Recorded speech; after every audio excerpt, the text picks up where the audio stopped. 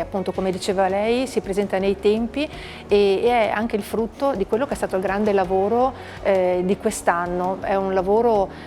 puntuale che ha cercato di dare risposte alle esigenze del territorio che man mano si sono venute a creare, soprattutto a causa della pandemia. E quindi questo è stato anche un po' il risultato per il quale l'assestamento di bilancio di quest'anno arriva ai 13 milioni e mezzo di euro contro magari 35 milioni dell'anno passato.